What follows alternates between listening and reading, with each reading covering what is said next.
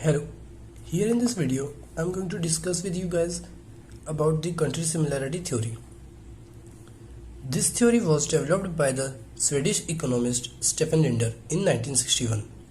इस थ्योरी को Swedish economist Stephen Lindner ने 1961 में डेवलप किया as he tried to explain the concept of intra industry trade. और उन्होंने इस थ्योरी में इंट्रा इंडस्ट्री ट्रेड के कॉन्सेप्ट को क्या किया, एक्सप्लेन किया है।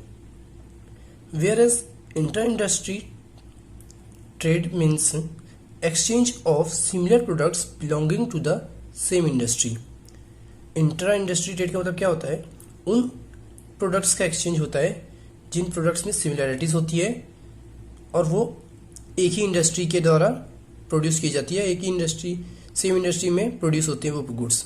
उन प्रोडक्ट्स का क्या होता है, एक्सचेंज होता है, उन्हें बोलते हैं इंट्रा इंडस्ट्री ट्रेड।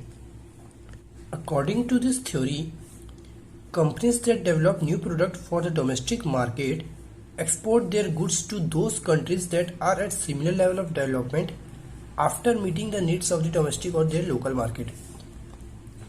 अब जो डोमेस्टिक कंपनीज जो रहती है किसी भी कंट्री में, वो क्या करती है, डोमेस्टिक मार्केट के लिए गुड्स को प्रोड्यूस करती है और फिर उन्हें अदर कंट्रीज में एक्सपोर्ट कर देती है।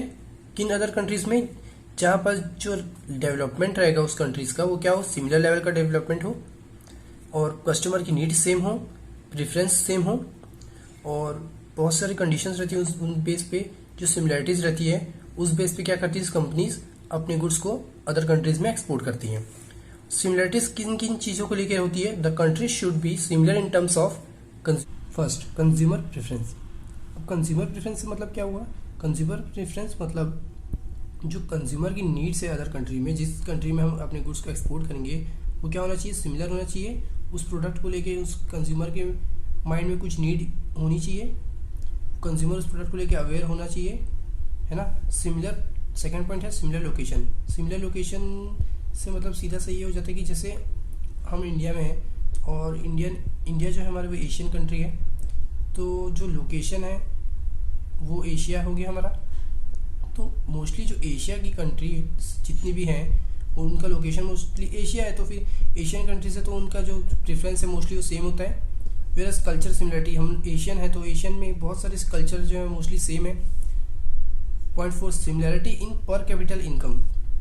अब जो उस कंट्री की जो पर कैपिटल इनकम होगी वो क्या होनी चाहिए, सिमिलर होनी चाहिए। पर कैपिटल इनकम से सीधा सा मतलब ये है कि जो पर इंडिविजुअल की इनकम होती है ना, पर मैन की इनकम, उसको बोलते हैं हम पर कैपिटा इनकम। तो पर कैपिटा इनकम जो होती है वो सिमिलर इसलिए होना चाहिए क्योंकि जो हमारा प्रोडक्ट का प्राइस होगा, अगर कंज्यूमर की जो इनकम होगी वो सेम होगी हमारी कंट्री से, तो तभी तो वो गुड्स को परचेज करने जाएगा। अगर उसकी पर कैपिटा इनकम ही अगर लो होगी और प्रोडक्ट हाई कॉस्ट का होगा तो जाहिर सी बात है कि वो प्रोडक्ट कभी भी परचेज नहीं करेगा। तो पर कैपिटा इनकम भी सिमिलर होना बहुत क्या है, ज़रूरी है। तो thank you so much for watching this video guys. Hope I have tried my best to explain you guys. Thank you.